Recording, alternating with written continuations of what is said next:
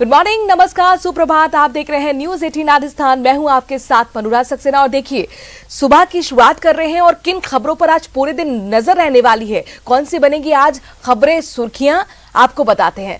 जयपुर में सरकार की फ्लैगशिप योजनाओं को लेकर कार्यकर्ताओं की एक दिवसीय कार्यशाला आज है बिरला ऑडिटोरियम में आयोजित होगी और इसमें आपको बता दें कि मुख्यमंत्री गहलोत, प्रदेश प्रभारी रंधावा, पीसीसी अध्यक्ष डोटासरा संबोधित करेंगे।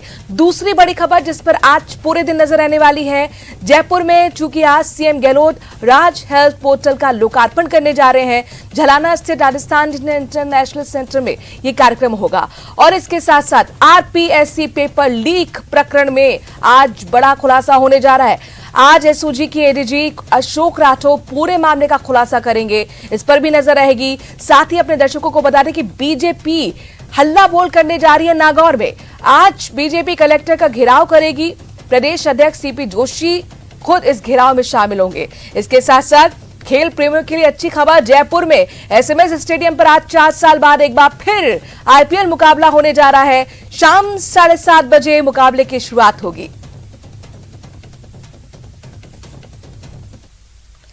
तो चलिए सबसे पहले बात करते हैं आरपीएससी पेपर लीक मामले से जुड़ा हुआ आज बड़ा अपडेट सामने आएगा, बड़ा खुलासा होगा। चूंकि आरपीएससी पेपर लीक प्रकरण में आपको बता दें कि एसओजी के एडीजी अशोक राठौर आज मामले में खुलासा कर सकते हैं। चूंकि दोपहर 12:30 पर यानी कि 12:30 बजे एसओजी मुख्यालय में प्रेस कॉन्फ्रेंस का आयोजन किया गया है। एडीएसओजी प्रेस कॉन्फ्रेंस में माना जा रहा है कि कई बड़े खुलासे करेंगे, कई बड़े राज से पर्दा आज उठ सकता है। आरपीएससी पेपर लीक में अब तक की कार्रवाई की जानकारी देंगे। चूंकि देखिए, 3 आरोपियों को जिस तरह से कल डिटेन किया गया था, ये जांच अब आरपीएससी तक पहुंच चुकी है। और क्या अब इनके जरिए आरपीएससी की और बड़ी मछलियों तक पहुंचने की कोशिश होगी? आखिरकार इस पूछताछ में अब तक क्या कुछ निकलकर सामने आया है, इंतजार करना होगा प्रेस कॉन्फ्रेंस का। चूंकि एसओजी के एडीजी अशोक राठौर आज 12:30 बजे एसओजी मुख्यालय में प्रेस कॉन्फ्रेंस करने जा रहे हैं।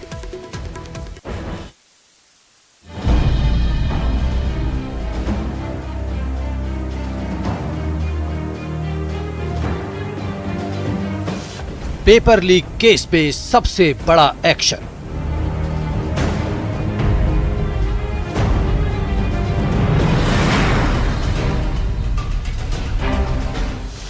आरपीएससी तक पहुंची पेपर लीक की आंच। न केवल आरपीएससी के मेंबर बल्कि मंत्रियों तक की आंच पहुंचेगी। यदि इसकी निष्पक्ष जांच हो जाए तो और भी बहुत से लोग फंसेंगे। सदस्य बाबूलाल कटारा पर एसओजी का शिकंजा।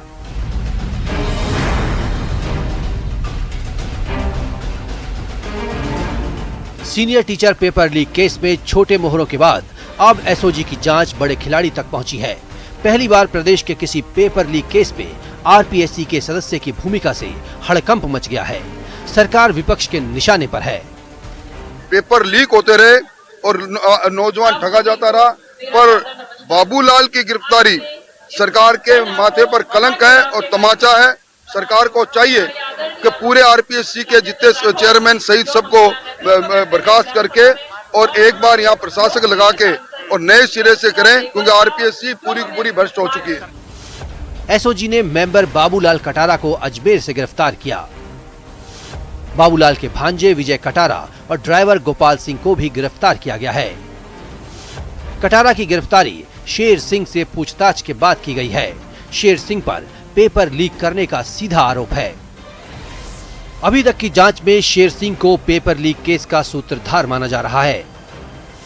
आरोप के मुताबिक कटारा के आरपीएससी मेंबर बनने का अनुमान लगाकर शेर सिंह ने 4 साल पहले कटारा से संपर्क किया था।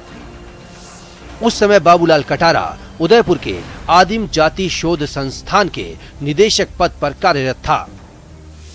15 अक्टूबर 2020 को बाबूलाल कटारा आरपीएससी का मेंबर बना। इसके बाद दोनों की नजदीकी और बढ़ गई। संबंधों का लाभ उठाकर शेर सिंह ने परीक्षा का पेपर हासिल किया। शेर सिंह ने करीब 1 करोड़ में पेपर भूपेंद्र सारण को बेच दिया। सारण ने 20 लाख का कमीशन लेकर पेपर सुरेश ढाका को बेच दिया। सुरेश ढाका ने सबसे पहले ये पेपर अपने साले सुरेश बिश्नोई को दिया। सुरेश बिश्नोई ने ये पेपर अभ्यर्थियों को 5 से 8 लाख रुपए में बेच दिया। अब तक की जांच में बाबूलाल पर शिकंजा कसने को काफी अहम माना जा रहा है। आइए आपको बताते हैं कौन है बाबूलाल कटारा।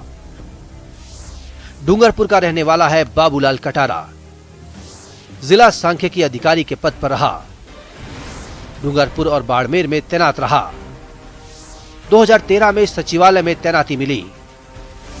आदिम जाति शोध संस्थान का निदेशक बना। 2020 में आरपीएससी मेंबर के रूप में नियुक्ति हुई। पहले भूपेंद्र सारण और फिर शेर सिंह के बाद अब बाबूलाल की गिरफ्तारी के बाद माना जा रहा है कि एसओजी पेपर लीक केस के असली गुनहगारों तक पहुंच सकती है। हालांकि इस केस में सुरेश ढाका का फरार रहना एसओजी के लिए बड़ी चुनौती है। ब्यूरो रिपोर्ट के साथ विष्णु शर्मा, न्यूज़ 18 राजस्थान।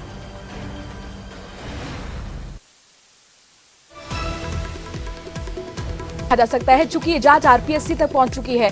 विष्णु हमारे संवाददाता इस खबर पर ज्यादा जानकारी के साथ जुड़ गए।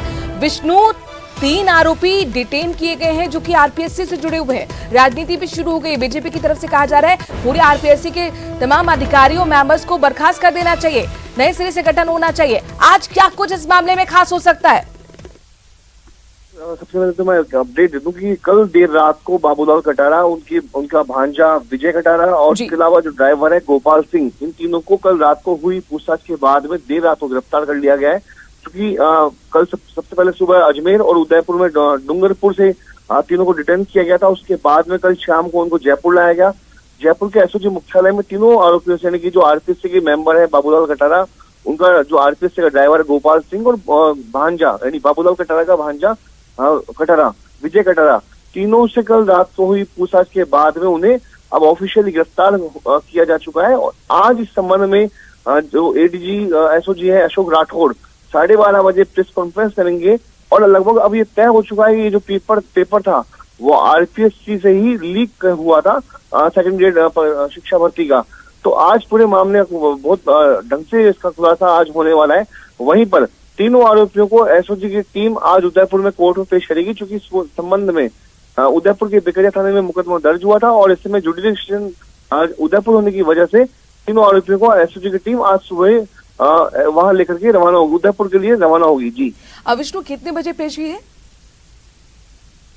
देखिए दोपहर लंच के बाद, क्योंकि 5 से 6 घंटे का रास्ता है उदयपुर का जयपुर के बीच में, ऐसे में दोपहर बाद में ही पेशी उदयपुर की कोर्ट में होगी। जी, नजर बनाए रखिएगा। शुक्रिया विष्णु तमाम जानकारी हम तक पहुंचाने के लिए। देखिए 2 बड़े अपडेट हैं। एक तो ये है कि अभी तक हिरासत में तीनों आरोपी थे, अब उन्हें देर रात गिरफ्तार कर लिया गया है। दूसरी बड़ी खबर ये कि अब ये तय हो गया है कि जो पेपर लीक हुआ था वो आरपीएससी के जरिए ही हुआ था। यानी अब कुल मिलाकर शिकंजा आरपीएससी पर कसने वाला है। और आज देखना होगा कि एसओजी कितने दिन की रिमांड इन तीनों आरोपियों की मांगती है, चूंकि उदयपुर कोर्ट में दोपहर बाद इन तीनों की पेशी। चलिए श्रीरंग गंगानगर का रुख करते हैं, जहां पर लॉरेंस गैंग के 2 गुर्गे गिरफ्तार किए गए हैं। सुनील और भानु निवासी 12 चीखे गिरफ्तार किया गया है। संदीप सारण निवासी 24 एलएनपी से गिरफ्तार किया गया है। इसके साथ साथ लालगंज जाटन थाने का हिस्ट्री शीटर है संदीप सारण। 13 अप्रैल को पाक से आई हेरोइन की डिलीवरी लेने आया हुआ था। और भानु 3 तस्करों को 12 किलो हेरोइन सहित धर दबोचा गया है। तो लॉरेंस गैंग के 2 गुर्गे गिरफ्तार किए गए हैं। हेरोइन की डिलीवरी करने आया हुआ था भानु, उसे गिरफ्तार किया गया है, जिसका नाम सुनील है। भानु के नाम से वो प्रख्यात है। इसके साथ साथ संदीप को भी गिरफ्तार किया गया है। ये आपको बता दें कि तमाम जिन लोगों की गिरफ्तारी हुई है हेरोइन की तस्करी में लिप्त थे। तो नशे के खिलाफ एक बड़ा एक्शन, और इसमें लॉरेंस गैंग से जुड़े हुए 2 गुर्गे गिरफ्तार किए गए हैं। तस्वीरें आपके सामने, सुनील उर्फ भानु और इसके साथ साथ संदीप सारण।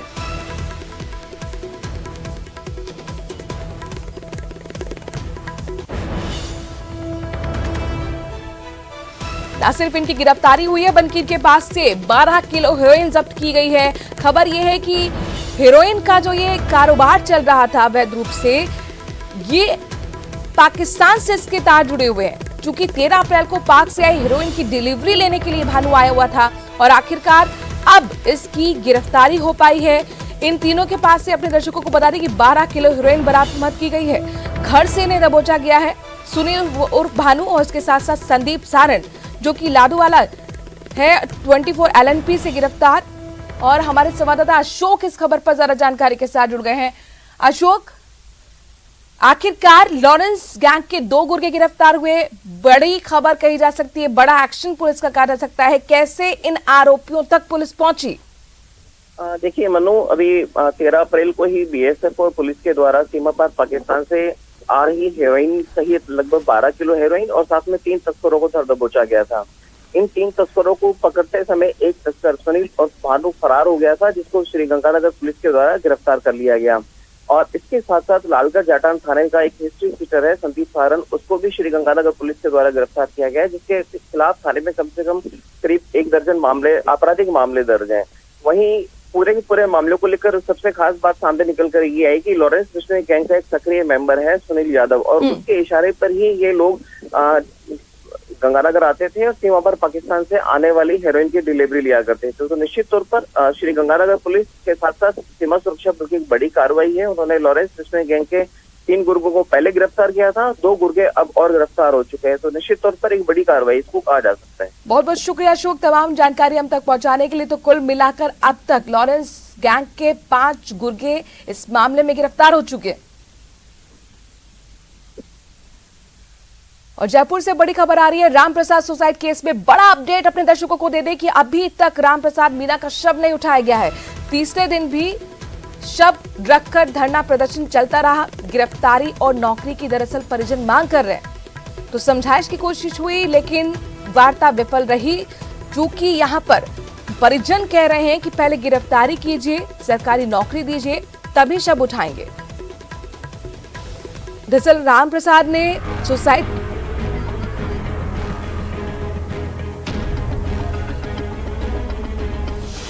रामप्रसाद सुसाइड केस में बड़ी कार्रवाई। एक मंजिला यहाँ पर जो मकान बनाया था उसको नहीं बनाने दिया जा रहा था और उसी से वो तंग आकर उसने आत्महत्या करने का फैसला लिया। और उसने आत्महत्या से पहले जिस तरीके का उसका वीडियो आया तो उसने कई यहाँ पर सवाल खड़े कर दिए। आरोपी के अवैध होटल पर चला बुलडोजर।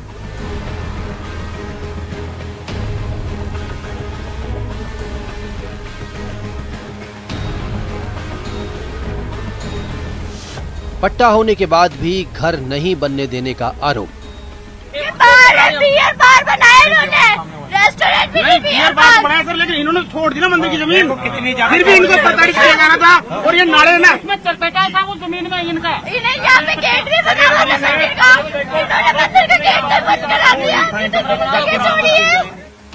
ये कहानी प्रदेश के किसी सुदूर इलाके की नहीं बल्कि राजधानी जयपुर की है। ये दर्द है राजधानी जयपुर के एक परिवार का। हमारे को न्याय चाहिए, बस न्याय और कुछ ही नहीं। मेरे पापा बहुत परेशान थे, बहुत। मैं खुद मिला था उनसे दिन रात को, ऐसे तो बिल्कुल चुपचाप इंसान। माँ का है, माँ की कैसी? मेरी माँ पैरालाइज है, आधी बॉडी, उनके ये हाथ और पाँव काम नहीं करता। इस परिवार के मुखिया को इसलिए अपनी जान देनी पड़ी क्योंकि उसके पास जमीन के कागजात होने के बाद भी इलाके के दबंग लोग उसे घर नहीं बनाने दे रहे थे, जबकि उसकी जमीन के पास ही अवैध होटल का निर्माण धड़ल्ले से चल रहा था। ये कार्रवाई एक औपचारिकता है। ये मकान टूटना या ये बिल्डिंग टूटना कुछ नहीं। एक गरीब जब आत्महत्या करता है तो उसका परिवार लुट जाता है। उस परिवार की आर्थिक स्थिति खराब है। उस परिवार का मुखिया जब चला गया तो उस परिवार को पालने वाला कोई नहीं। इससे परेशान होकर जब रामप्रसाद ने आत्महत्या कर ली तो हंगामा मच गया। खास बात यह भी थी कि मरने से पहले रामप्रसाद ने अपने वीडियो में सुसाइड के लिए जिम्मेदार लोगों का नाम साफ तौर पर लिया था। हंगामा मचा। किरोड़ीलाल मीणा के साथ बड़ी संख्या में लोग धरने पर बैठ गए। प्रशासन हरकत में आया। हेरिटेज निगम के अफसरों ने आरोपी के अवैध होटल पर कार्रवाई शुरू कर दी, जहां उन्हें स्थानीय लोगों की नाराजगी का सामना भी करना पड़ा। जिस कारण से अवैध निर्माणकर्ताओं ने, मंत्रियों ने इनको धमकाया है, जिससे इनको मजबूरन आत्महत्या करनी पड़ी। ऐसे सभी मुलजिमों को गिरफ्तार किया जाए, चूंकि उनके खिलाफ मुकदमा दर्ज हो गया है, चाहे वो कितना ही बड़ा व्यक्ति हो। और प्रधानमंत्री आवास योजना में इनको मकान दिया जाए, पट्टा इनके पास में है। आपको बताते हैं कि क्या है पूरा मामला। सुसाइड करने वाला रामप्रसाद और उनका परिवार चांदी की टकसाल काले हनुमान मंदिर के पास रहता था। यहाँ से 200 मीटर की दूरी पर ही उसकी जमीन है। इस जमीन को लेकर विवाद चल रहा है। मृतक खुद की जमीन पर मकान बनवाना चाहता था। आरोप है कि इलाके के कई दबंग लोग उसे मकान बनाने के लिए बार बार रोकते थे। जमीन के सभी डॉक्यूमेंट होने के बाद भी उसके घर के बाहर गार्ड लगा दिए गए थे ताकि काम नहीं करवाया जा सके। इससे परेशान होकर रामप्रसाद ने सोमवार सुबह फांसी लगाकर सुसाइड कर लिया। परिवार की ओर से दी गई शिकायत पर एफआईआर दर्ज की गई है। एफआईआर में 8 लोग नामजद हैं। हालांकि अब कार्रवाई शुरू हुई। मृतक की जमीन के पास के अवैध होटल को हटाया गया है, लेकिन क्या परिवार के लोगों को इंसाफ मिलेगा? सवाल है कि क्या रामप्रसाद को सुसाइड करने के लिए मजबूर करने वालों को सजा मिलेगी? रोशन शर्मा, न्यूज़ 18, जयपुर।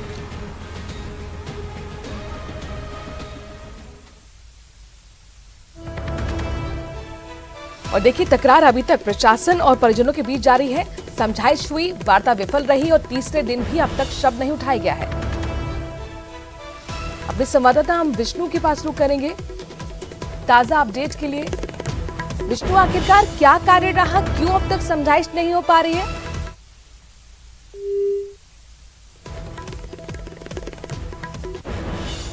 विष्णु के पास चलेंगे, लेकिन अपने दर्शकों को बता दें कि रामप्रसाद सुसाइड केस में अब तक बात नहीं बन पाई है प्रशासन और परिजनों के बीच में, क्योंकि परिजन साफ तौर पर कह रहे हैं कि पहले आरोपियों की गिरफ्तारी होनी चाहिए।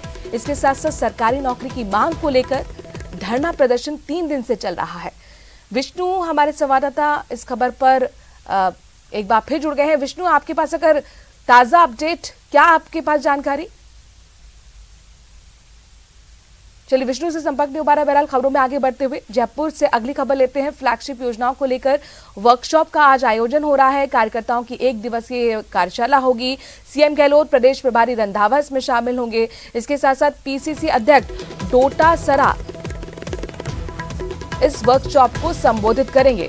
तो कल आपने देखा 1-to-1 कार्यक्रम 2 दिन से चल रहा था और आज बाकायदा वर्कशॉप का आयोजन कांग्रेस की तरफ से किया गया है, जिसमें फ्लैगशिप योजनाओं को लेकर जानकारी दी जाएगी और साथ साथ इसमें मुख्यमंत्री गहलोत, प्रदेश प्रभारी रंधावा वर्कशॉप को संबोधित डोटासरा करते हुए नजर आने वाले हैं।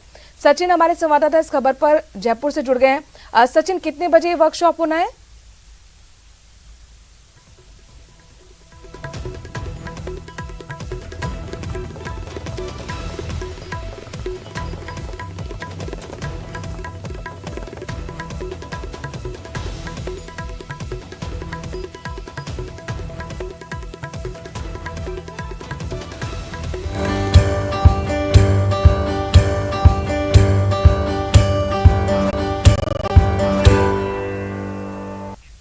बात आईपीएल मुकाबले की, चूंकि आज राजधानी लखनऊ जॉयंट्स और राजस्थान रॉयल्स के बीच भिड़ंत होगी। शाम 7:30 बजे रोमांचक मुकाबला आईपीएल का देखने को मिलेगा।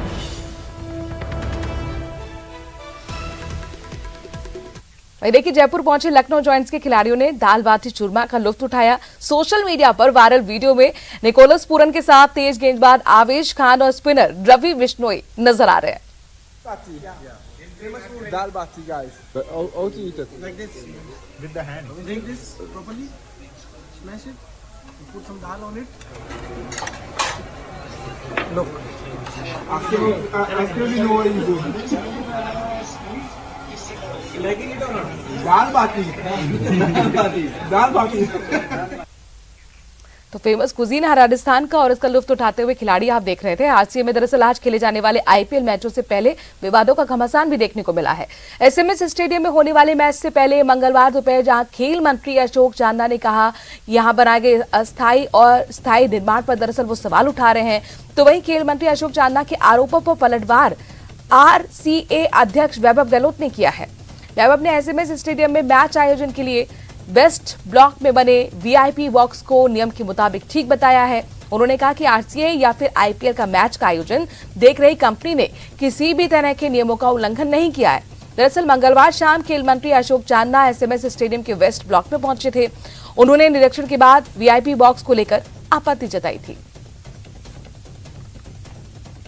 एमओयू से बाहर जो जगह है, जो आरसीए और खेल विभाग के बीच में एमओयू हुआ है, उसके बाहर जगह पर आईपीएल और राजस्थान रॉयल्स के एंक्रोचमेंट की हमको शिकायत मिली है हम देख रहे हैं, हमने अधिकारियों को निर्देशित किया है कि अगर इस प्रकार की कोई स्थिति है, कौन कौन सी चीज़ें हैं जो इससे बाहर हैं, एमओयू से बाहर वो इंक्रोच हुई हैं, तो उन पर सख्त से सख्त कार्रवाई करने के हम निर्देशित दे रहे हैं, चाहे उनको सील करना पड़े, लेकिन सख्त से सख्त कार्रवाई करें।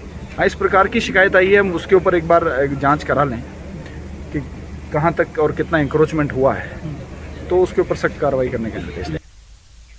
और अब बात भिलवाड़ा की, जहां प्रतियोगी परीक्षाओं की तैयारी कर रहे युवाओं के लिए अच्छी खबर है।